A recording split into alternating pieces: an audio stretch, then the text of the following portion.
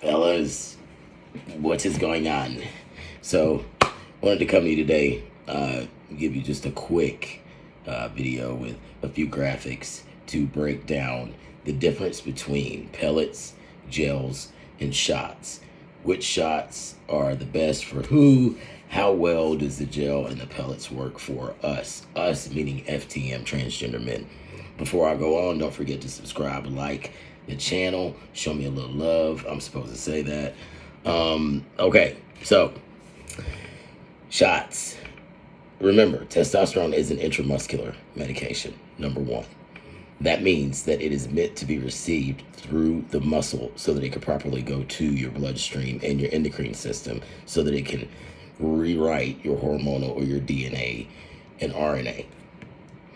What that means is you already have estrogen in abundance in you that's been building since you were a little bitty nothing.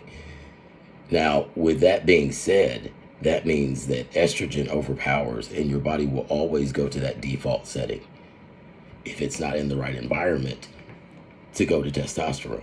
Histo, no histo. A histo will help, but it will not determine all. So the best thing you can do is put your body in the right environment first. That means foods that are catering to your testosterone levels being high. Workouts, the proper kind of workouts for your body to build muscles that are actually going to boost your testosterone levels. And also living without, an immense amount of stress, which raises cortisol. Cortisol is directly linked to raising your estrogen levels. That happens with men that are over 35. That's why TRT is a big thing now. Same thing. When your testosterone level dips, it automatically paves the way for estrogen to rise. If you already have estrogen in your body, then you're only giving it a head start. And you're playing catch up every time you take a shot after that. So, with that being said, if it's intramuscular, that already cancels out the gel. The gel doesn't work well for many reasons. Gel doesn't work well with cis men that already have testosterone because skin is the biggest organ in the endocrine system, meaning skin is porous, it breathes, it excretes. Your skin excretes toxins more than it pulls in things. So it's constantly working to push out whatever you have in you that's bad. You put the gel on, it's going to take time to absorb all the way to your bloodstream. So you don't know how much of the gel you're really getting anyway, because you don't know if it's going to absorb all the way through and get to your bloodstream, that exact amount you put on. If you wear lotion, the gel, is combating with that.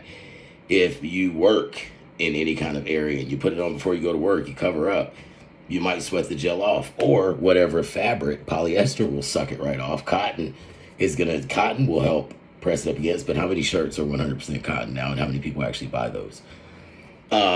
Also with the gel, because you have an abundant amount of estrogen, your body will automatically start to sweat and try and expel the gel. Or you may have acne in those areas because it is an oil-based supplement. So wherever you put the gel, you're going to have acne no matter what because you're doing it as a spot. Pellets, same thing. First, your body has to go through digestion, has to break it all the way down. Then the pellet has to get into your system.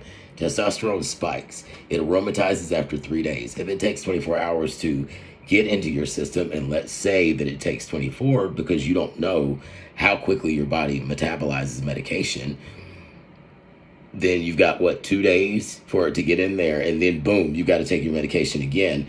And let's say the doctor, which they aren't very up on our bodies in a way where they know, okay, you need this pellet precisely this time on this day. The shot, you can gauge a lot better. If pain is the issue, there's a shot tutorial that is downloadable in the Stand store, and there's also a shot tutorial in the YouTube tutorial, and it works. It does. Sub-Q shots. My big boys, sub-Q, don't put it in your stomach because this is a fatty area of your body. Sub-Q is an oil. If it has to go through the fat, but testosterone is an oil. Sub-Q needle is really small. If it has to go through fat, you're losing a lot of your testosterone. If you notice, a lot of my sub-Q guys are a little bit chubbier. Your voice might be a little higher. You're holding fat in those areas that are a little more estrogen-y. You may not be getting your gym results the way that you want, or you've been on T for a long time and You're like, damn, why am I not getting the results everybody else is? That's why. Intramuscular shot. So if you are hell-bent on sub-Q, put it in the most muscular part of your body. Most people, it's a shoulder. You could put it in your thigh, but in the mid part, if you put your hand in your pocket where your palm is, that's a fattier part. Move down to where your muscle is. Now you're going to be a lot more sore. You're going to be a lot more likely to hit a blood vessel or a capillary, because a lot of the more muscular you are, the thinner your skin is. But you're going to get your T. Or you could do an 1.5 inch needle, follow the shot tutorial, use the ice pack, know the angle, know the bevel, what it is, where it should be, and you'll be fine. There's no shortcut to this. And with everything great, a little bit of pain is going to come with it. I used to have to use 21 gauge needles, dude. Back in the day, before you could even get like a needle like you can now, we had to go to Tractor Supply and say, okay, I have to get my dog shots. So they gave you like a 21, 22. That's deep. So, if you can get up to 25 gauge, 1.5 inch, a sub-Q needle is 27. If you use the shot tutorial, I'm telling you, bro. All right, there it is. It is now time for me to go hit arms. I'm moving my way up to the morning time. I don't try to do drastic change, but I will do gradual steps and celebrate my small wins. Take that as a piece of advice. I'm out.